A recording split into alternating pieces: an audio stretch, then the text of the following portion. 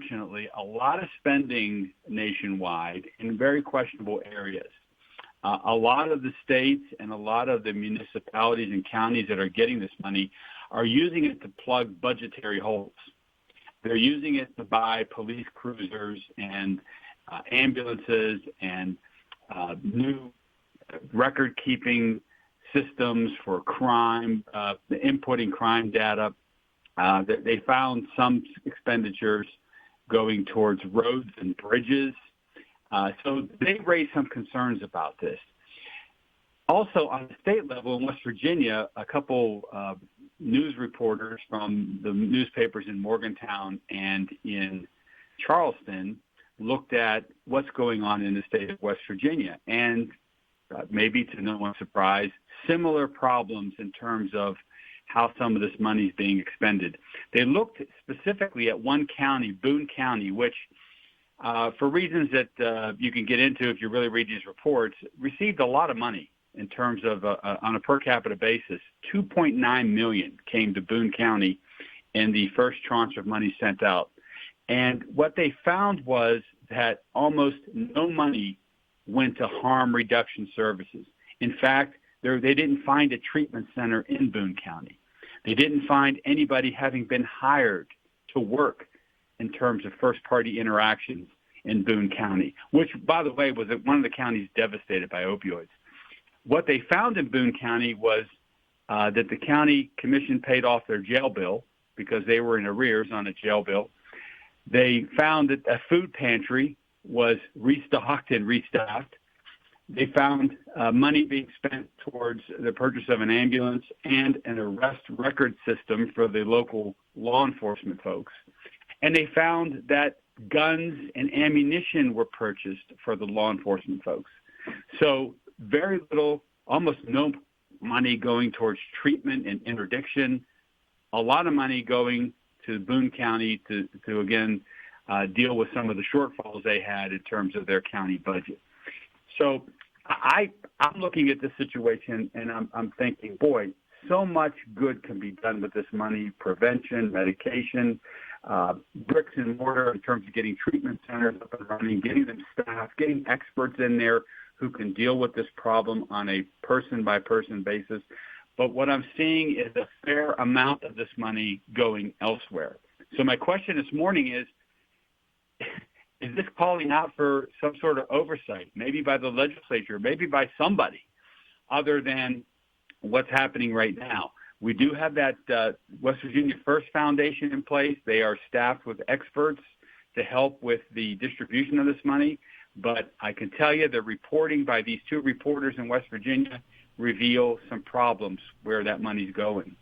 So is this a matter for legislative oversight, or can you make a case that perhaps some of these other expenditures, like going towards law enforcement, is necessary and really a part of the solution to the problem? That's my question this morning. Well, we can come at this from the legislative and legal sides on this matter. We'll start first with the legislative end of it, and Senate Finance Chairman Jason Barrett. Well, appreciate the question, and I think it's important to note about the First Foundation, and they're kind of in their the first round of doing some funding, where they have funded things like youth prevention, workforce development, neonatal assistance. So I think it's an important distinction between some of what the First Foundation is doing and then maybe what some of the reports are of some of these counties are doing. I think, Joe, to answer part of your question, I think that some of the law enforcement things, the EMS, I think that certainly fits into, I think, of an appropriate expense. Now, some of the law enforcement expenditures, but certainly, EMS is another one. Well, when folks, unfortunately overdose, the folks that have to respond to that are EMS, and you have to have EMS services that are equipped to be able to handle such a situation. And then also, in areas where there are a lot of overdoses and you have EMS responding to those overdoses, and then you have someone else who may have a heart attack or a stroke or something that requires that, we want to be able to make sure that we have enough EMS personnel to respond to those as well. The jail bill, I don't know. I mean, I think you can draw a correlation between drug use in the jail bill, because clearly as these repeat offenders are arrested for drug possession or whatever drug charge they're arrested for, certainly they're going to sit in jail for a while, and the county is going to incur some of that cost. And there are plenty of counties who have historically been in the rears on their jail bill.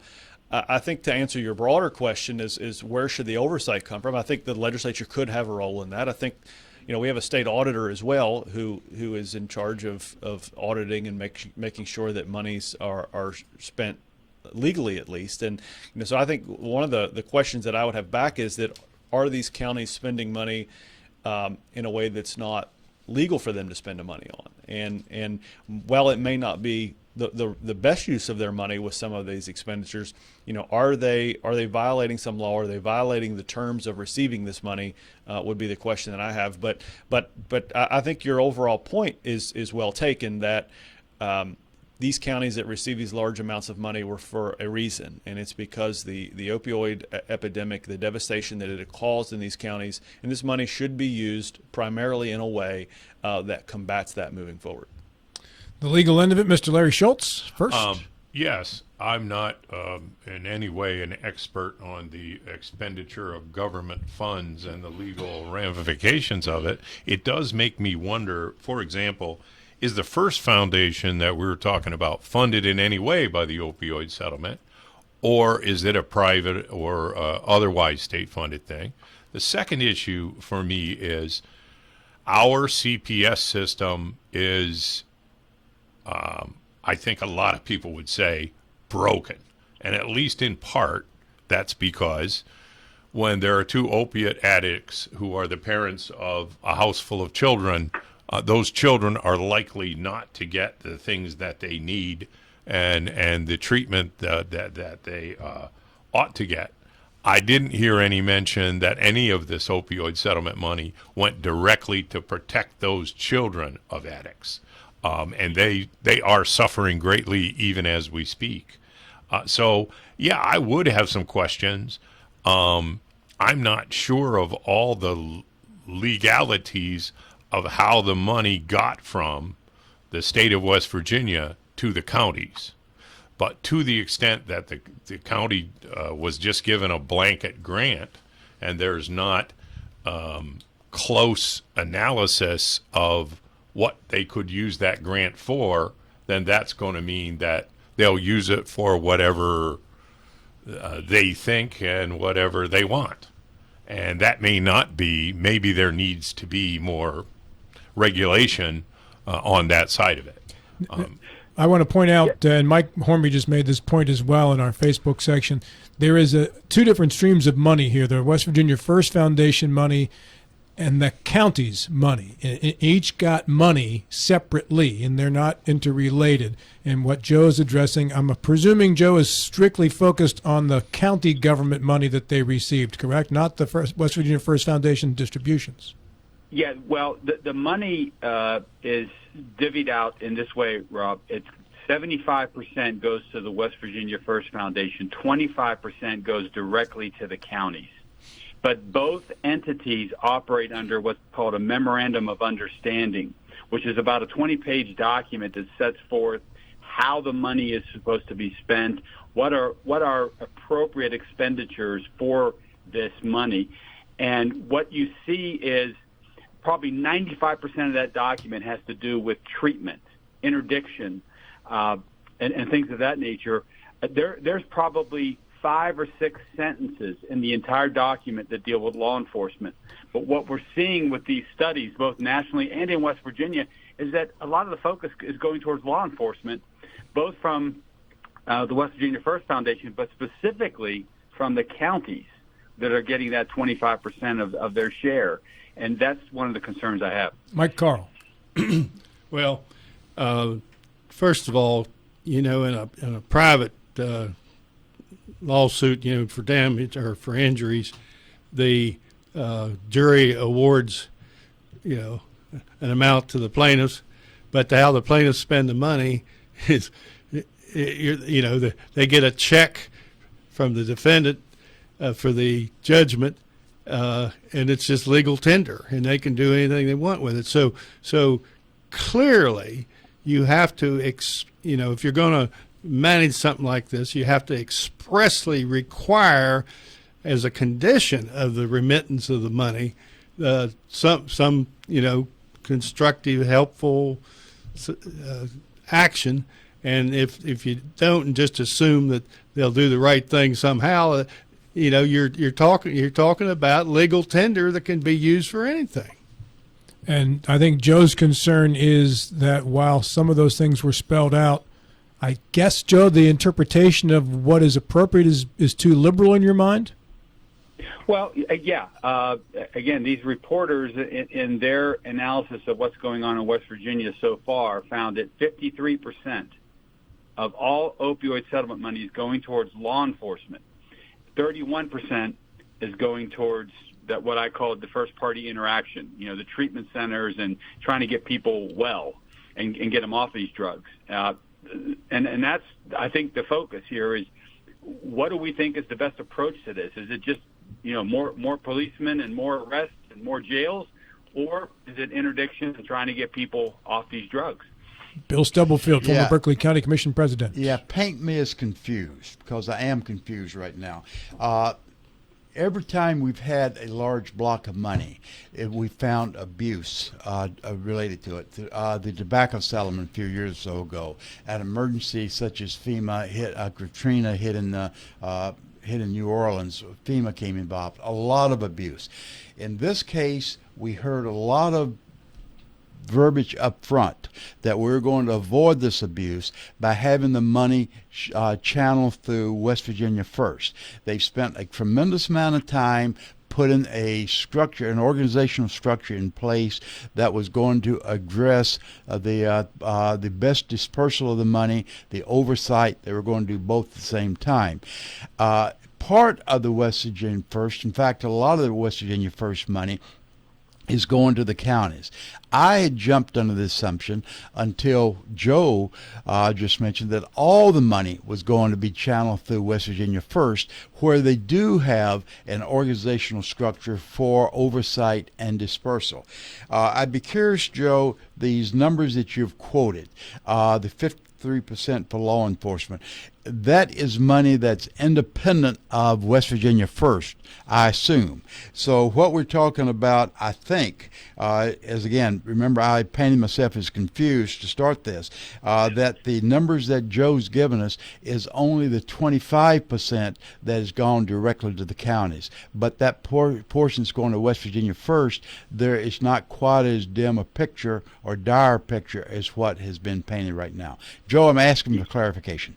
Yeah, and Bill, what you state is generally correct, that the focus of the reporting and the studies that are going on now about the money being spent, I guess the emphasis is that the 25% of this money going to the counties is not being spent the way it should be.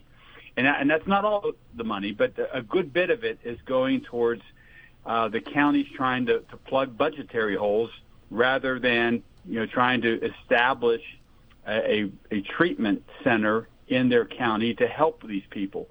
So, yeah, that's the focus. I don't mean to disparage the West Virginia First Foundation, because that was not the emphasis of the evaluations being done here.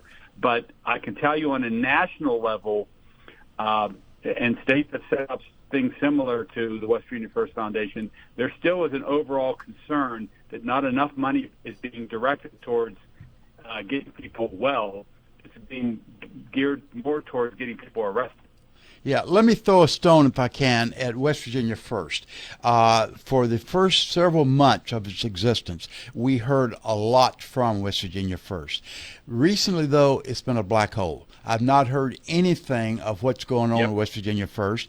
They may be doing everything as they proposed. They may not be doing anything. One of the real difficulties in dispersing this volume of money is, one, to be sure you have the proper infrastructure organization in place, but the second thing is communication, the visibility, the transparency. I'm not seeing that from West Virginia First now. Rob, you've had West Virginia First on your show several times in the initial days. You may have had it on recently, but I've not heard anything from West Virginia First, and I think that's a problem. Well, it's a good point. And in their defense, I haven't reached out to try to get them either. Well, but should you? It's their responsibility for part of this transparency to keep the public, informed what we're doing. Because Joe has pointed out quite eloquently that this is ripe for abuse, ripe for perhaps fraud, certainly ripe for waste.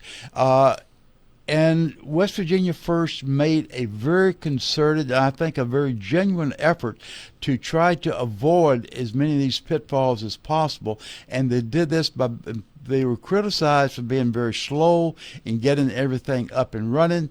But I think it's up and running now, but I don't know the results of it. I've not heard anything from them. Jason, do you know who has final auditing power over this money? If it's spent by local governments, that would be the state auditor, correct? Yes. Yeah, the state auditor would have authority to, and there are times in the past that the auditor have to go in and make sure counties are spending money appropriately. As the First Foundation, if you go to their website, I mean, every one of their meeting minutes are posted there to read the minutes of what they're doing. They have their financial documents that are uploaded on their site. I mean, they have webinars where anyone can join to see what's going on. So while they may not have, out here on radio stations or TV news stations telling people what's going on, I think if people are interested, they certainly have the ability to get the information. And it looks like even with a webinar to participate to some level of and have a better understanding of what's going on with First Foundation. Thank you, Jason. Thank you, Joe, for leading us off. Good stuff. Okay. Put yourself on mute for 5 minutes, but not 6, as we head into the top of the hour. The Admiral's on the clock along with Jason Barrett. This is Talk Radio, WRI Martinsburg and TV10. If you or someone you know suffers from the disease of addiction, help is available from the Berkeley County Quick Response Team with peer recovery coaches and support promptly to the homes of those who've recently experienced an overdose. This collective effort towards recovery brings resources and services to the community, including naloxone and treatment options. Call 304-267-1313 or visit the Berkeley County Recovery Resource Center at 800 Emmett Rouse Drive, Martinsburg. The Berkeley County Quick Response Team is funded through a DHHR grant with the Berkeley Morgan County Health Department.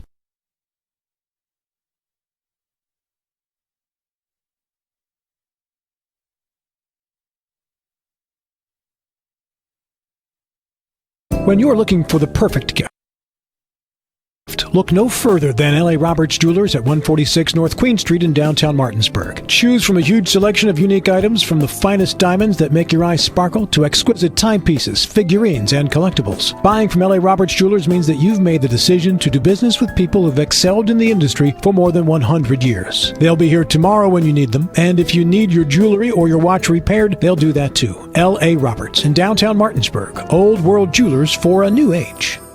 The Contemporary American Theater Festival in Shepherdstown returns July 11th through August 3rd with 5 new productions, including Magdalene by Mark St. Germain, Happy Fall, a queer stunt spectacular, Kevin Kling's Unraveled, Side Effects May Include by Lisa Loomer, and Did My Grandfather Kill My Grandfather, a single Asian American tale in a sea of many by Cody Leroy Wilson. It's the Contemporary American Theater Festival in Shepherdstown, July 11th through August 3 on the campus of Shepherd University. Go to catf.org for tickets. That's catf.org. Panhandle Printing and Design, your local one-stop print shop. We help people manifest their visions, make them come to life. From logos, posters, and window graphics, to banners, business cards, promotional items, car wraps, and more. The options are limitless. One thing's for certain, when you visit Panhandle Printing and Design, you'll be delighted to work with our prompt, professional team as you describe to us what you're looking for. Envision, create, and bring your ideas to life with Panhandle Printing and Design. Did you know that anybody can have lunch at Berkeley Senior Center? Hello, this is Amy Orndorff, Executive Director at Berkeley Senior Services. We serve a healthy, nutritious, and delicious lunch 5 days a week at 217 North High Street in Martinsburg. For seniors age 60 and up, the charge is by donation only, and for those under 60, it's just $7.25. And while you're here for lunch, take a look at all of our great programs and activities. Find out more, including our daily menu, at berkeleyseniorservices.org or by calling 263-8873. We look forward to serving you. The Berkeley and Morgan County Health Departments want to help keep our communities, including backyard flocks and farms, safe from H5N1 avian flu. To stay up to date with current risk levels and CDC recommendations, as well as disease prevention information shared by the USDA, be sure to check out the Community Resources section at bchealthdept.org. We wish you a safe and enjoyable fair season. This ad has been made possible through a grant-funded partnership with the West Virginia Department of Health. Get ready to rumble! In this quarter, weighed in at 7 ounces, Rock's Delicious Chicken Sandwich. In quarter number 2, at 1/4 pound, Rock's Delicious Burger. Who's the best? You decide.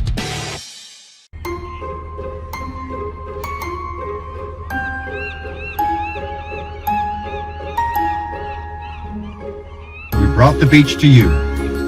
Get Rock's Crab Cake Sandwich with 70% real crab meat.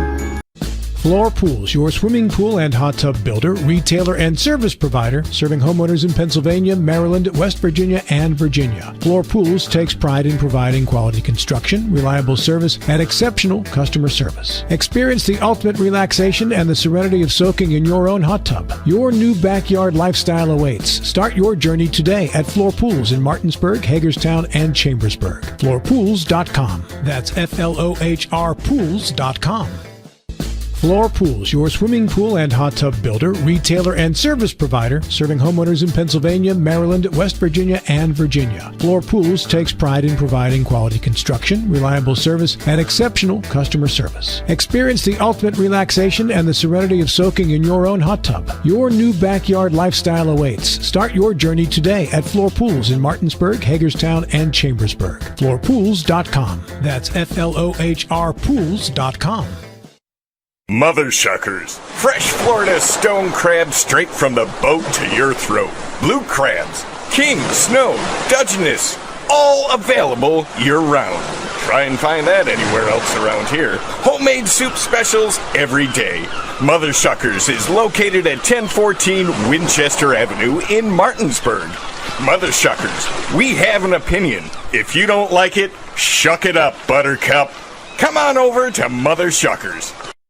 Life is evolving. Over the past decade, the way we do almost everything has changed. Get on your phone, see something you like, click on it, and it shows up at your door. Why should the way you have your car serviced be any different? Why waste your time going to a dealership service department when Hagerstown Ford and Hancock Chevrolet will come to you? They service all makes, all models, and offer full parts and labor warranties. Hagerstown Ford and Hancock Chevrolet will come to your door or office and service your vehicle while you're doing what you need to be doing, conducting that business meeting or mowing the lawn. Why take time out of your busy schedule when you don't have to? Hagerstown Ford and Hancock Chevrolet's friendly, knowledgeable staff will come to you where you live or where you work for full service maintenance, from oil changes to tire rotations, brakes, batteries, multi-point inspections. They handle it all. Hagerstown Ford and Hancock Chevrolet is committed to delivering the best of the best to their customers. Trust them to service your vehicle where you're at home or at work. Skip the time-consuming and terminal wait at the dealership. Schedule your appointment at fordofhagerstown.com or hancockchevy.com.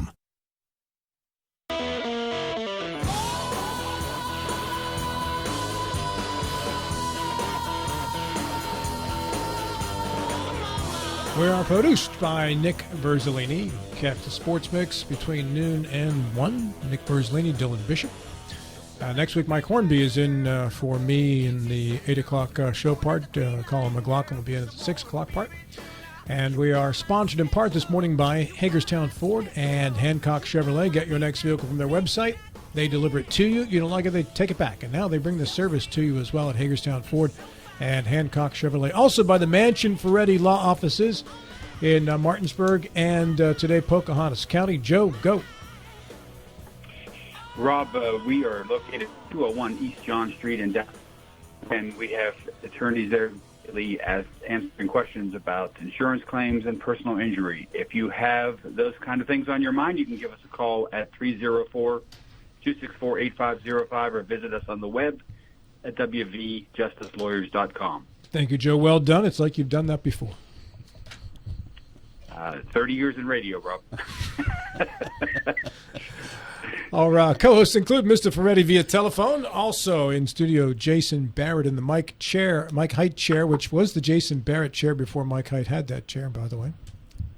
Yep. So I get to rent it from Mike every once in a while now when he decides to take vacations and whatever else he decides to do. Do whatever it is Badgers do. Also named Michael Carl, senior member of our crew.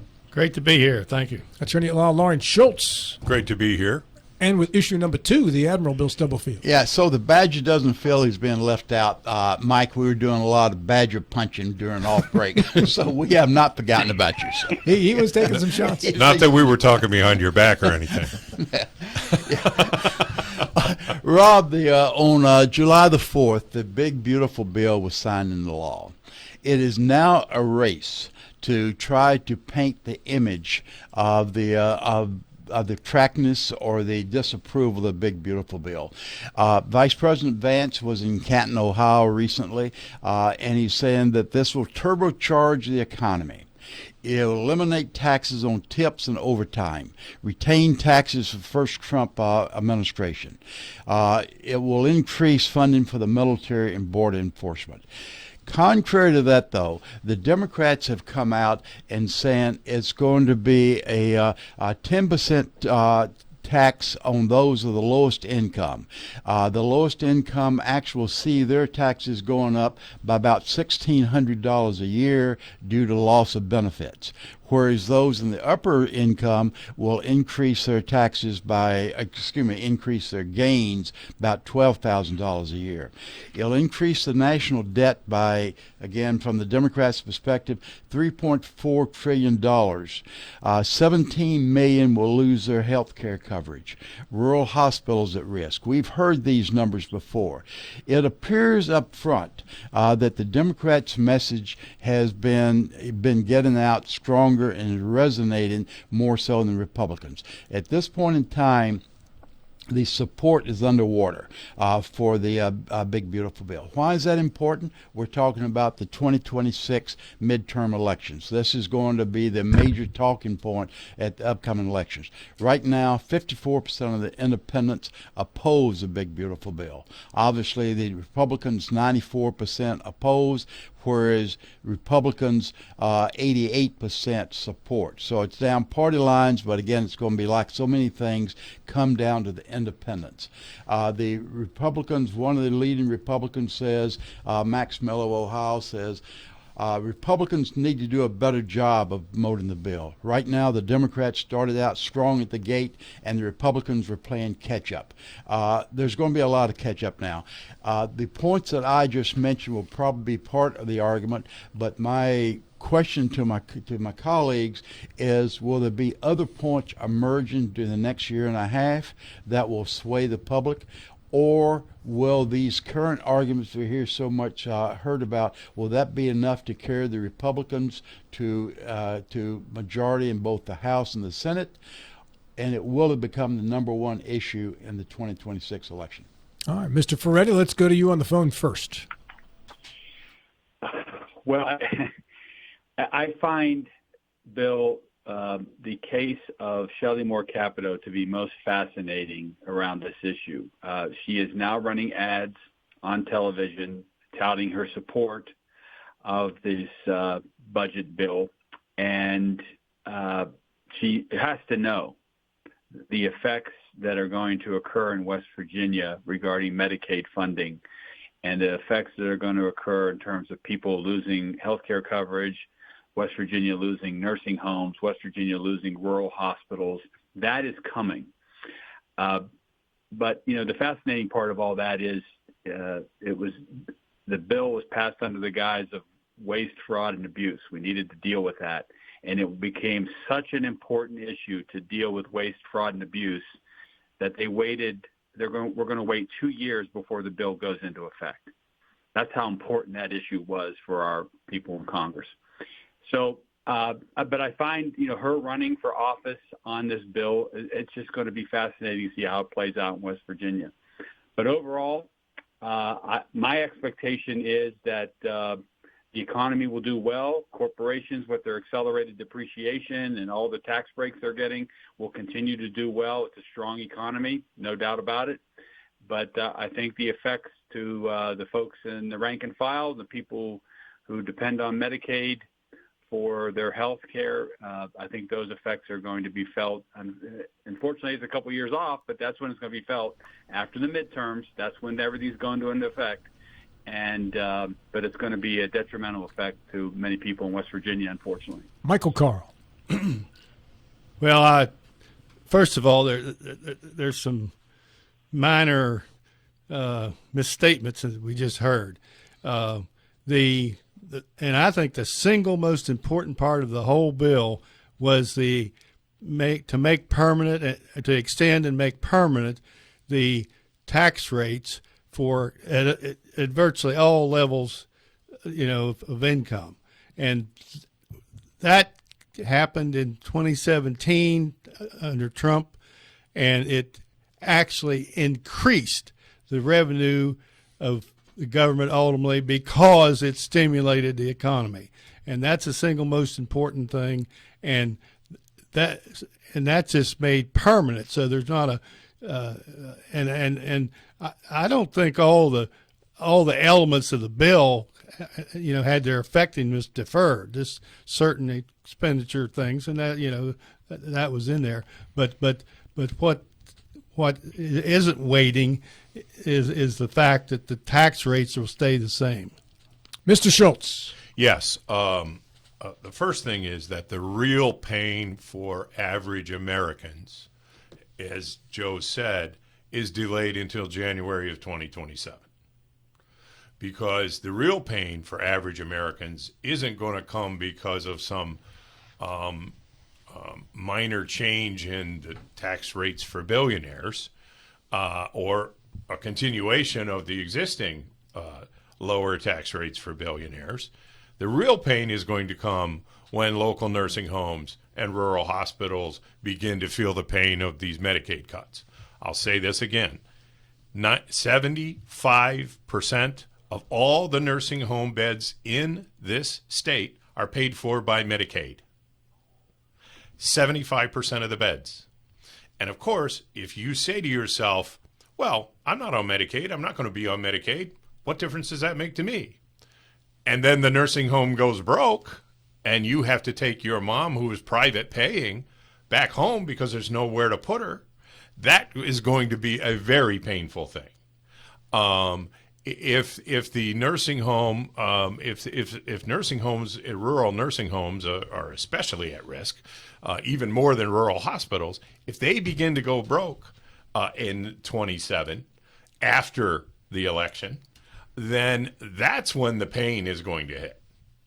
And of course, that's why they delayed it. Let's not be foolish about this or pretend about it. I'm not saying that anybody is, but they delayed it because they know it's going to be very painful for a large part of their actual base. And there's nowhere more true than in West Virginia. And so even if you're a multimillionaire and you're able to pay cash to that nursing home, once the bankruptcy court steps in and puts a lock on the door, mom's got to leave. And that's going to be extremely painful. Now, how competent will the voters be at sussing that out ahead of time? Hard to say. And when we have an answer to that question, we'll also probably know the results of the midterm elections. They delayed it this way, which, if we exclude the morality of it, is a clever way to avoid political responsibility for political choices that you made as a Congress. Yeah, then that might work out for the Republicans to hold on to the House and Senate. But we should not pretend that all the pain is known. One of the problems they've got, though, is even without a lot of people knowing exactly when the real pain is going to hit, it's already underwater. And so that's a bit of a problem for all the people, especially, who complained about these Medicaid cuts, then voted for them, and then shut up about them. That will not be forgotten. And that, I presume, is going to be a big part of the congressional elections in the next year and a half. Mr. Barrett. Well, anytime that there is a large bill that has countless provisions in it. It's really easy to pick apart the things that you don't like and be incredibly critical of that. Certainly that's when Democrat members of Congress do that, certainly the national media is going to pick that up. So it's not really a surprise for that reason that it is underwater a little bit.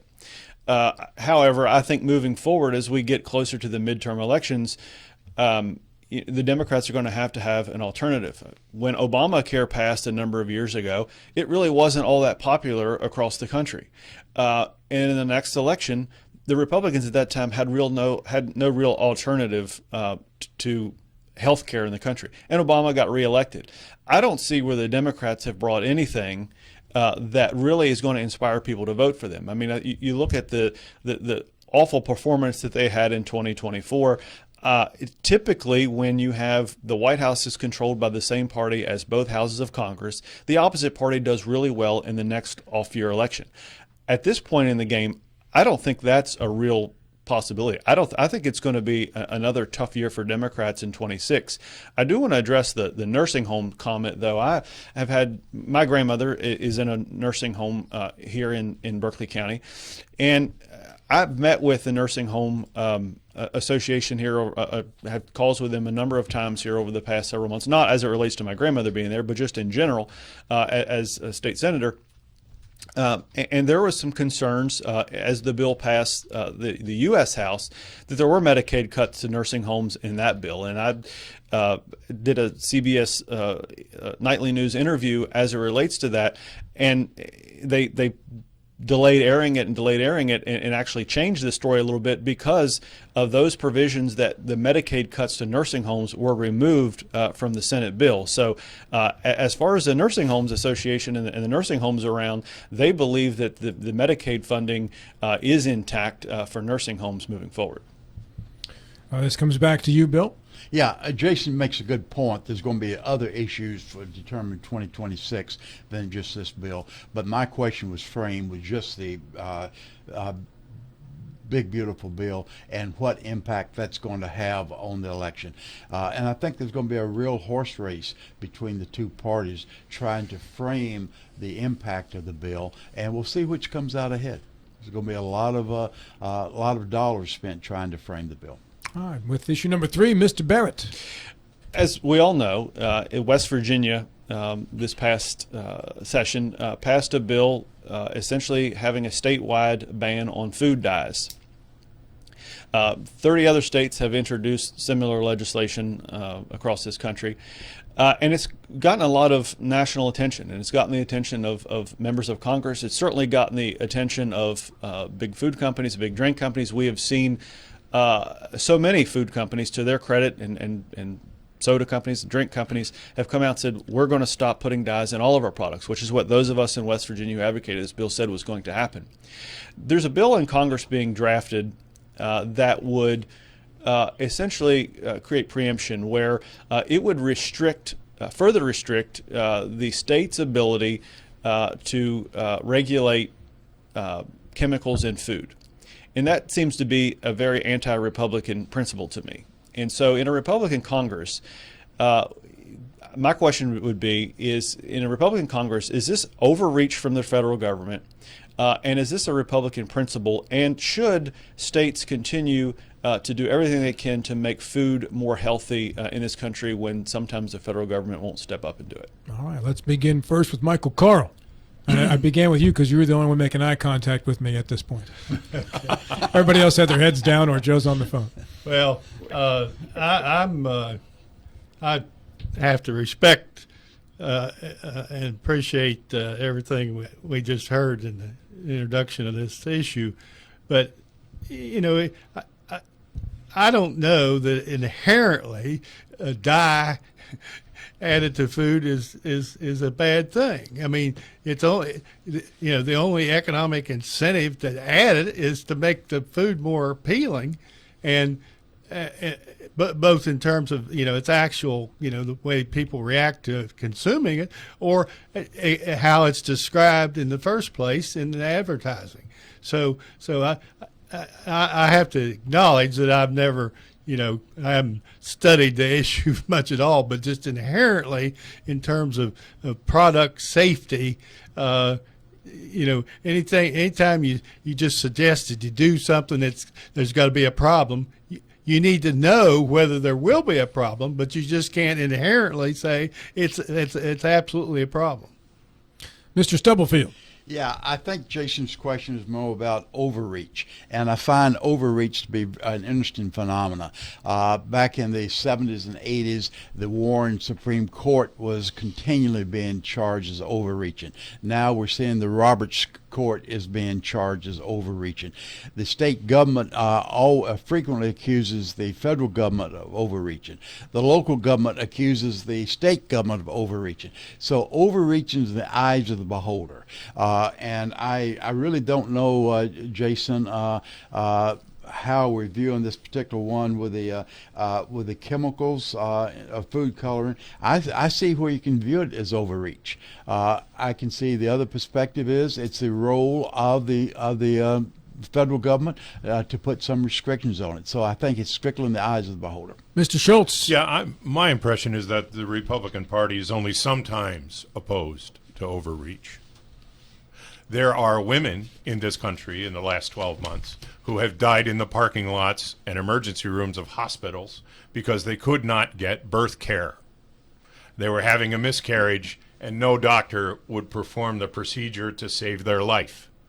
That is overreach, and that is 100% a Republican plan. And I don't see anybody in the Republican Party saying we're out of this kind of overreach. So overreach is not only in the eye of the beholder. Apparently the definition of overreach depends on whether it's food dyes or the life of a woman who's dying of a miscarriage. So, I just don't see that overreach is, that anti-overreach is a Republican thing.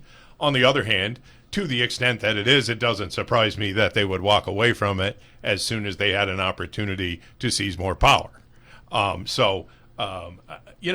It's possible, as Mike says, that some of the food dye concern is really not very strongly supported by the medical evidence. Oh, absolutely it is. But to the extent that it is supported by the medical evidence, I would agree that any part of government that wants them to stop poisoning us, if that's what they're doing, ought to be able to do that. So I will accept that idea.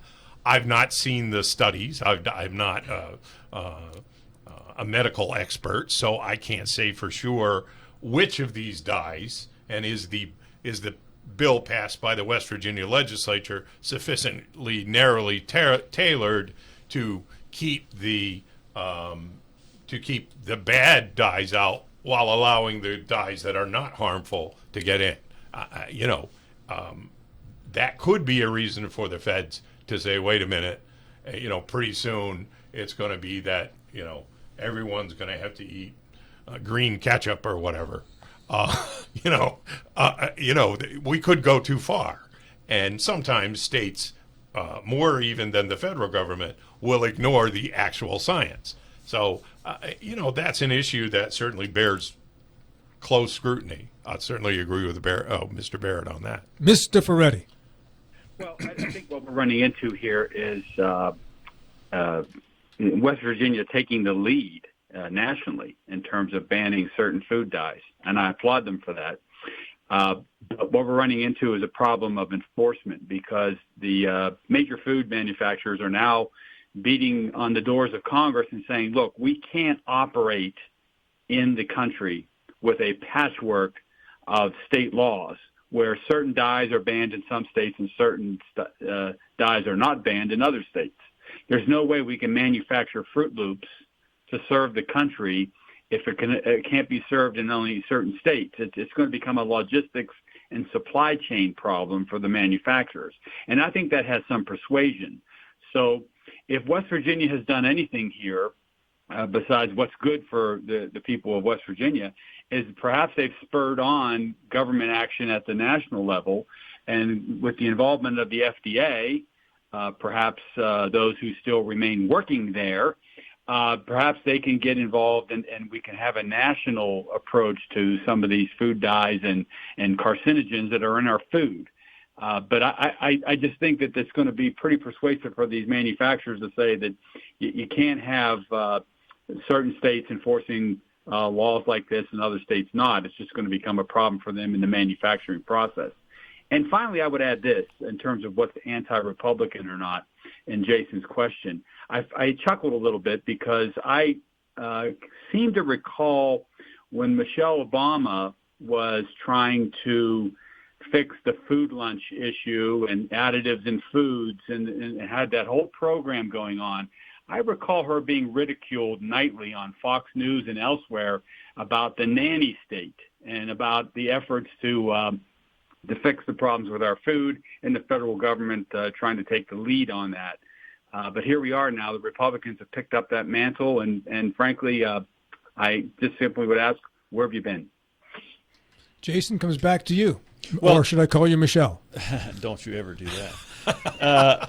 Joe, I appreciate your acknowledgement and understanding of the chemicals that are in food aside from just food dyes. And I don't want to get – this question was really not about food dyes. It was really about the harmful things that are in all of our food beyond food dyes. And I think that you're exactly right that West Virginia led the way on this. And because of that, all these food manufacturers are now taking these synthetic food dyes, making them now use natural food coloring that is approved and used in Europe. The FDA, because of this, is now approving more natural dyes as opposed to the synthetic food dyes that are made from petroleum products. But I think that I think there's more to do. I think that when you look at all the ultra processed foods that are served in school lunches every day, and I think that's a huge problem that we're having not only in this state but all states. And if you look at one county in West Virginia, Fayette County, there's the nutrition director there in Fayette County schools in West Virginia has used no ultra processed food for a couple of years in his school. He's been able to do that at a lower cost to the county and providing a much better nutritional value in their food to students, and I think we should take his lead and do that statewide and look to the country to do that nationally. Anybody else have any other comments? Now's the time to give them. But your question was overreach. Sure. And your summary did not even mention overreach. Well, it's my segment, so I don't know if this is the first day you've listened to this show or not, Jason, but it's what Bill says. It's not what the rest of you say. I know Bill thinks it's what Bill says. That's all that's important. That's all that really matters then. All right, Bill and Jason, thank you. We come back. Larry Schultz and Mike Carl are on the clock here. This segment of our program today brought to you in part by the Mansion Ferretti Law Offices in Martinsburg, wvjusticelawyers.com. Get more with Mansion Ferretti. Also by Hagerstown Ford and Hancock Chevrolet. Get your next vehicle from their website. You never have to step in the showroom. They deliver it to you. You don't like it, they take it back at Hagerstown Ford and Hancock Chevrolet. Also now they do the same with service. The Friday 5 continues after these.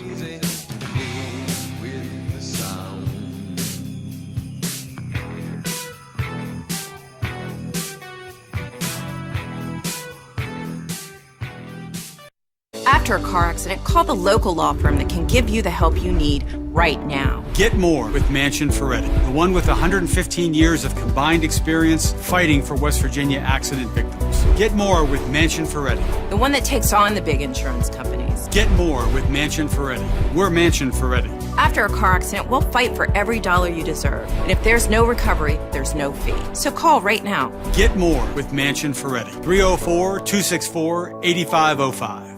With 4 new car dealerships and 4 used car dealerships in 3 states, Parsons is the largest used car and fastest growing new car dealer in the tri-state area. Take Parsons Ford with huge savings on hundreds of new Fords, financing from 0%, Parsons' goal of financing for all, and Parsons' famous above-market trade-in allowances that help make Parsons #1 for used cars too. See why so many won't buy anywhere but Parsons Ford in Martinsburg. We became #1 by making you #1 first. Parsons. Hey, it's Cody from Cody's Auto Body. You're a potty mouth. But we do a really great job fixing cars after an accident. I know, but you're still a potty mouth. I'm possibly the best friend you could ever have. You are, but potty mouth. If you need your car repaired, come to Cody's Auto Body, located at 851 Wilson Street in Martinsburg. Because that's Cody's with a T for f***ing trust. See? Potty mouth. Ugh, leave me alone.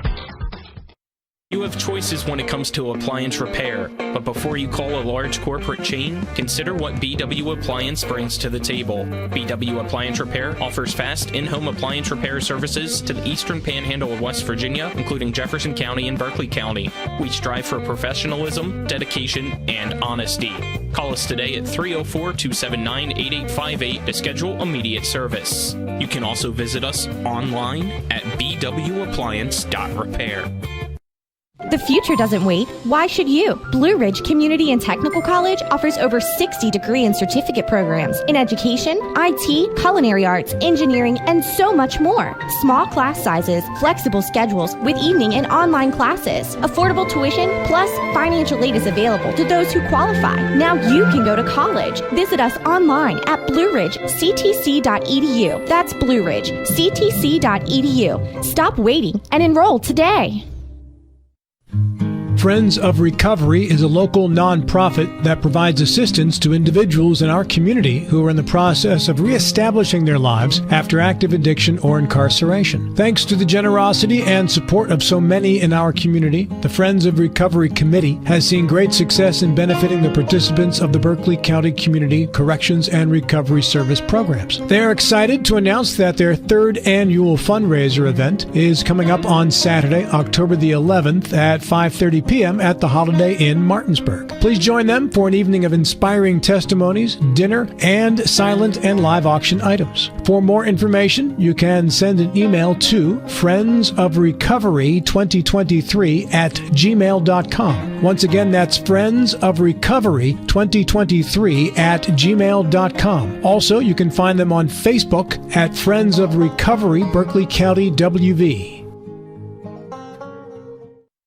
When it comes to surgery, experience and innovation matter. At WVU Medicine, our board-certified surgeons use the latest robotic and minimally invasive techniques to provide better outcomes and faster recoveries. We offer a full range of procedures including advanced hernia repair, anti-reflux surgery, breast cancer surgery, colon resection, gallbladder removal, skin cancer, and lesion removal. Trust the region's leader in advanced surgical care. Call WVU Medicine Surgery today at 304-596-2150.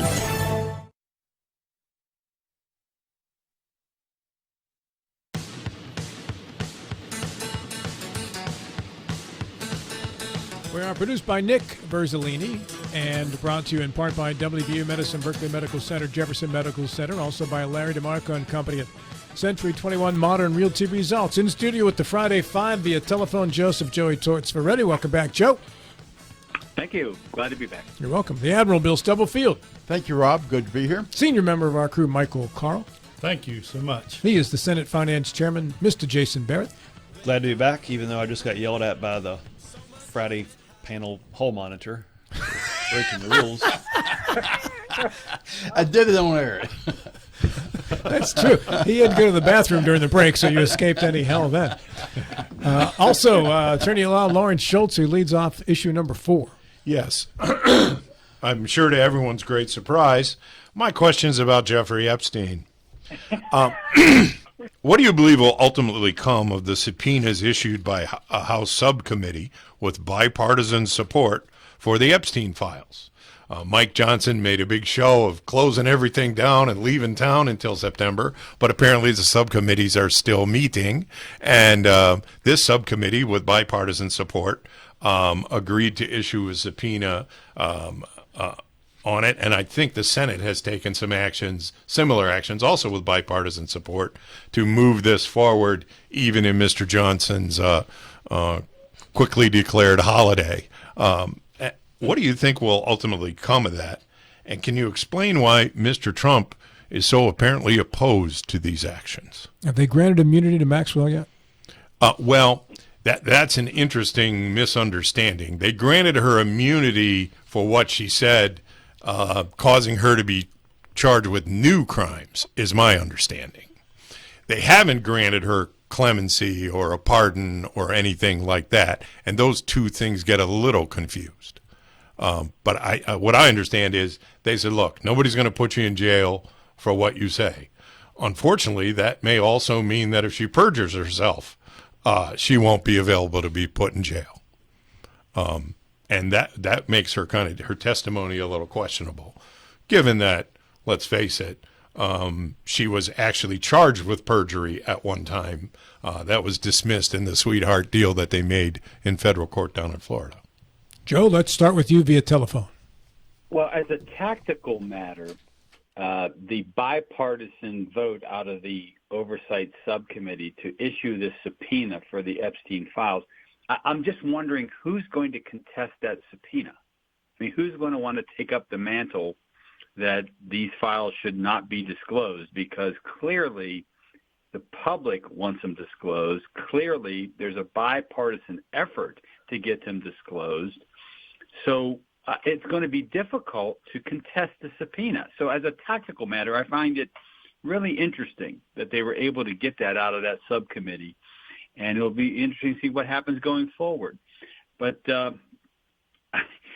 I have to comment on this. I have not seen such mishandling of an issue like I've seen with this crew surrounding the president. What a total mess they've made of this, starting back months ago when they were crowing about how they're going to disclose everything. They've got binders of information that's coming out.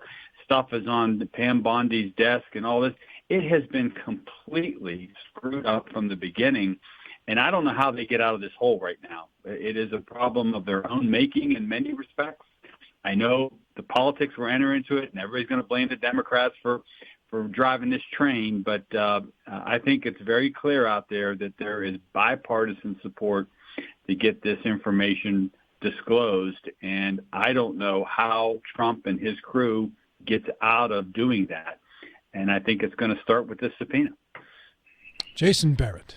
I don't know that we're ever going to see these Epstein files. I do agree that it's the majority of Americans believe it should be released. But at some point, I think this stops being the thing that's talked about all the time. It certainly dominated the news here recently. I think, to answer the question, I think it eventually fades away. There'll be some type of explanation, whether it's true or not true. I don't know whether these files should be released or not. I don't know the answer to that. But to answer the question, the short answer is what comes of it, nothing. Bill Stubblefield. Yeah, I don't really know how to answer the question. As I said last week, Larry, there's a lot of moving parts, but I do think it's going to be more of a how Trump is able to manage his base than anything else. What is done from the Democrats aspect or the independents aspect, I think is really immaterial. I don't think there's going to be a groundswell one way or the other, except how Trump is able to manage his base. And a lot of the reluctance, a lot of the pushback right now is coming from the influencers on his base, not from the Democrats, but with his base itself. And I think this has some alarm to him, because he's already poll numbers are getting close to they are underwater now. The only thing propping him up are his base. If his base becomes disenchanted and loses some interest, then there's going to be a consequence there. Mr. Carl. Well, the whole thing is a major league distraction from what matters in terms of policy development and so forth. So and Trump has been kind of mixed feelings, about disclosure, things he said, things he's done, but I think it'll be better for everybody, including Trump, if we get through this, do whatever disclosure happens, and you'll find that it is no big deal, and we move on to what matters. Mr. Schultz. I think Mr. Trump thinks it is a very big deal, and that's why he is so vehemently opposed to it. I don't have, and I'm not going to guess as to why that would be. There could be more than just the obvious reasons why he's upset about it. But as long as he doesn't tell us, he's got a terrible problem. And that problem was served on him by a bipartisan House subcommittee saying basically in not exactly these words, we don't care what you do, Mike Johnson. We're going to get to the bottom of this. And you may be right that it may turn out to be better for Donald Trump than his behavior now seems to suggest it will. But without knowing what Trump knows, I don't know how we get to that conclusion. It's interesting, Larry. There's another side story to this. One of the big push for this bipartisan House subcommittee is Tom Massey. And Massey and Trump have had this battle going on for several months now. Trump's going to put a lot of money, or at least through his PACs, to primary Massey. Is this Massey's way of getting back at Trump early? I think it could very well be. And, of course, if you don't have the money to fight off that money that's being donated to your primary opponent, having the facts is kind of helpful. And depending on what those facts show, it may not matter. Tom Massey will be a hero if the certain facts come out. And, again, Trump has stocked his appointments and his government with people who were the main pushers of this entire Epstein conspiracy. So that Bongino fella and a whole bunch of others, handpicked by Laura Loomer, who is another one. So, this is a perfect storm in some ways, depending on what's in those files. On to issue number 5, and for that we go to Michael Carl. Question: how much of Trump's current political support is due to what he's doing, and how much of it is due to the failure of the Democrats? Let's start with the Admiral on this one here. Bill, the Trump support, which side are you weighing in on? The Democrats have not helped themselves. Since the presidential election in 2024, they're having trouble getting their footing again. And I think that's going to continue until the primary process begins. It's the primary where you define or identify the leader of the party. And the fact that the Democrats did not have a primary this past time, and Harris was kind of the de facto replacing Biden, I think in the long term really hurt the Democrats. I think they will get their footing once the primary season starts, and I'm going to be very surprised if someone like Andy Beshear of Kentucky does not provide the leadership that they're seeking right now. Mr. Barrett. Well, I think when Bill Stubblefield acknowledges the Democrats haven't helped themselves, I think that answers the question. I think it's quite clear that they are floundering. They don't, as he said, they don't have a leader. They don't know what direction they're going to go in. Andy Beshear, for someone that is a moderate Democrat, if there are still any of those left, is a pipe dream. I mean, that party is never going to nominate anyone that isn't far left in the foreseeable future. So they are going to struggle nationally in a presidential election. The electoral map over the past decade has really made a shift to the Republicans, and it's because of what the National Democratic Party is doing. It's because of when they have certain high-profile candidates like the New York City mayoral candidate. I mean, that's what the face of the Democratic Party, the Democrat Party, is going to be. Whether the centrist, moderate Democrats, the few of them left, want to believe or not. And I don't think it's any way possible that Andy Beshear or anyone else who, is clearly a Democrat, but in the grand scheme of the Democrat Party now is more to the center. There's no way a person like that wins that nomination. Mr. Schultz. Yes. Mr. Trump's approval rating today from The Economist, I just picked one at random and looked it up, is 15 points underwater. So was that Joe Biden's work or was that Donald Trump's work? Oh, that was Donald Trump's work. Why isn't that reflected in the stock market? Well, because the stock market has essentially moved $400 up from the day Joe Biden left office. So the stock market has done nothing It's sitting where it was on the day Joe Biden left It office. hadn't collapsed. That's the point.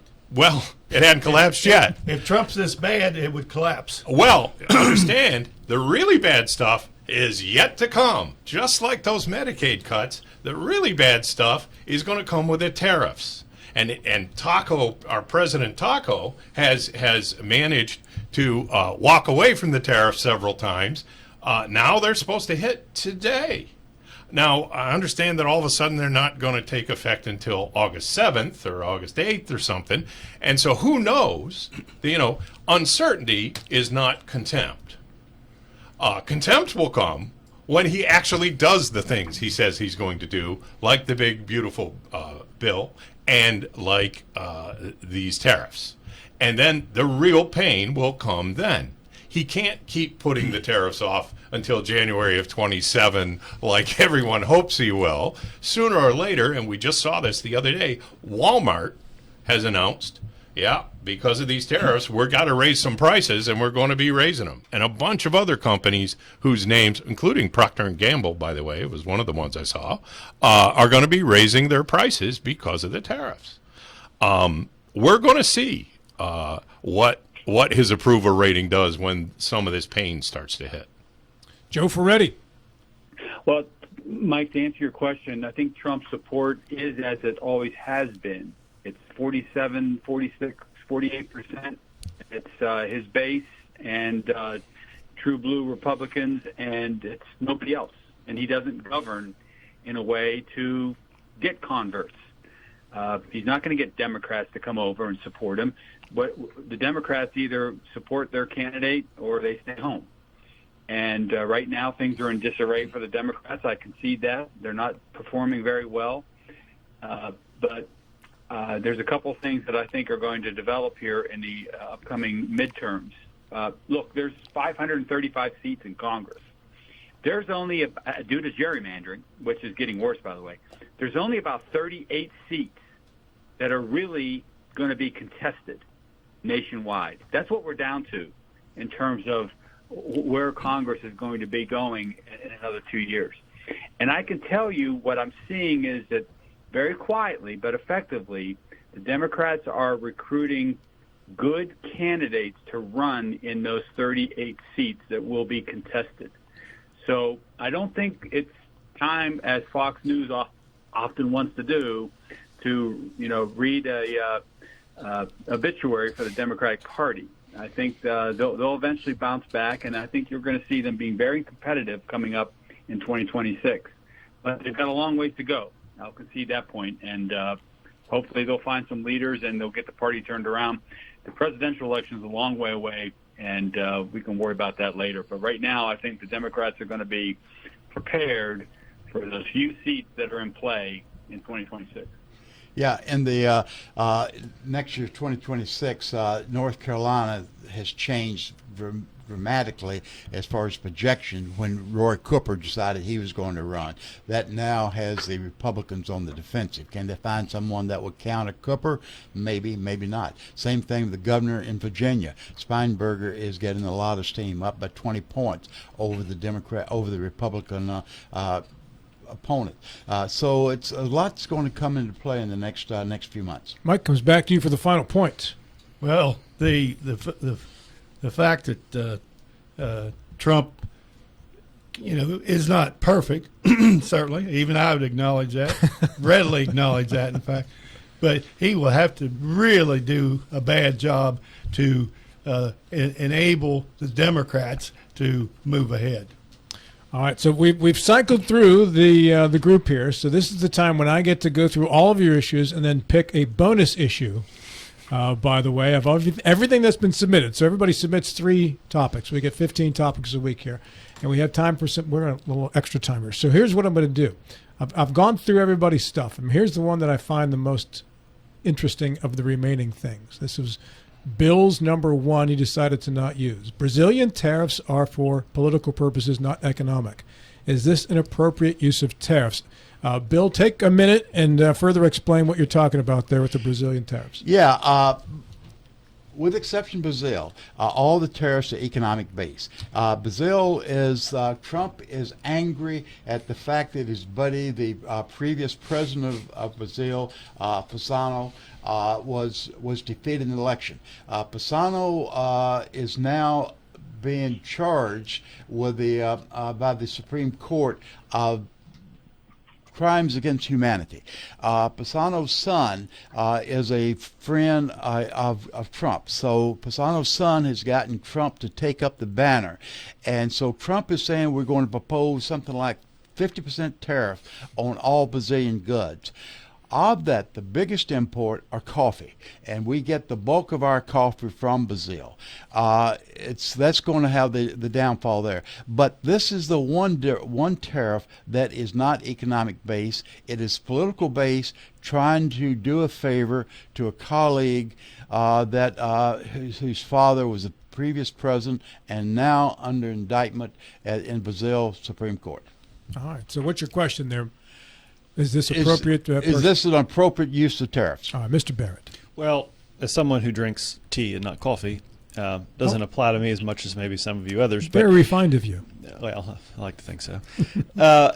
Trump understands leverage as well as anybody. I think he, in the past, has used tariffs and other things to ultimately get what he wants. Is this appropriate? I don't.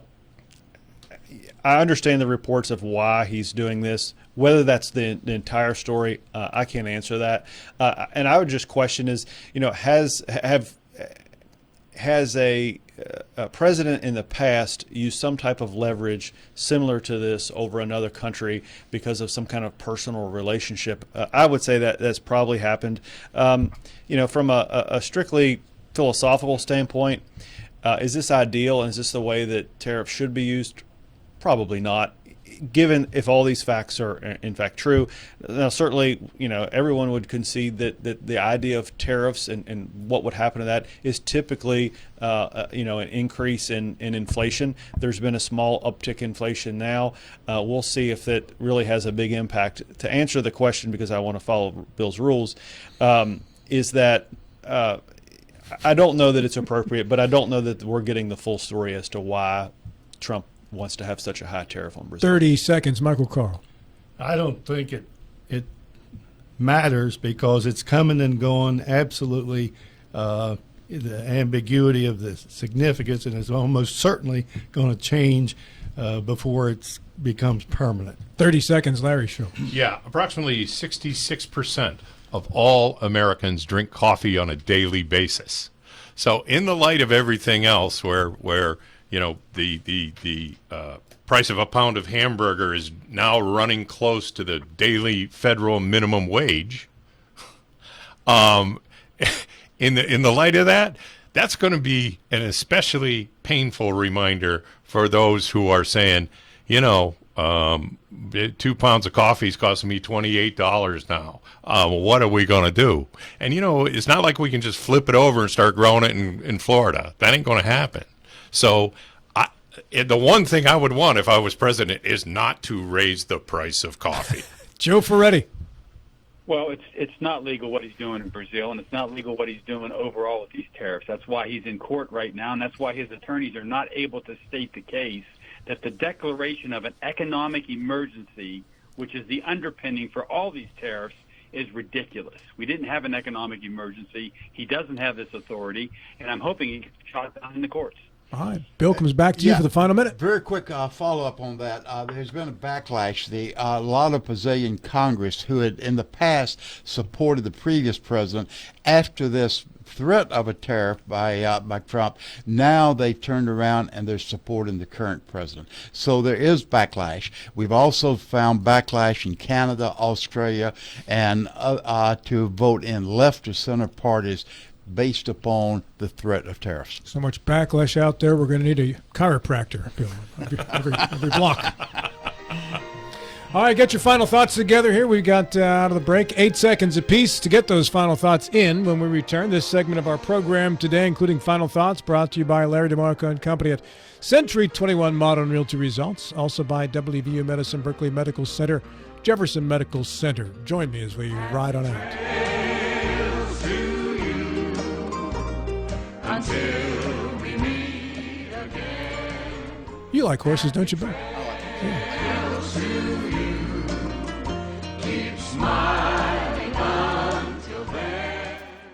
Hi, Crescia Hornby here. Larry DeMarco, broker of Modern Realty Results, believes he has some of the best real estate agents in the Eastern Panhandle. Agents at Modern Realty Results have years of experience and knowledge of the local real estate market. Agents within the office work as a team to provide quality customer service. We strive to always ensure client satisfaction through handling every transaction with honesty and integrity, all while offering competitive rates. Modern Realty Results is veteran-owned and managed. Please call us at 262-4222, modernrealtyresults.com. Did you know that anybody can have lunch at Berkeley Senior Center? Hello, this is Amy Orndorff, Executive Director at Berkeley Senior Services. We serve a healthy, nutritious, and delicious lunch 5 days a week at 217 North High Street in Martinsburg. For seniors age 60 and up, the charge is by donation only, and for those under 60, it's just $7.25. And while you're here for lunch, take a look at all of our great programs and activities. Find out more, including our daily menu, at berkeleyseniorservices.org or by calling 263-8873. We look forward to serving you.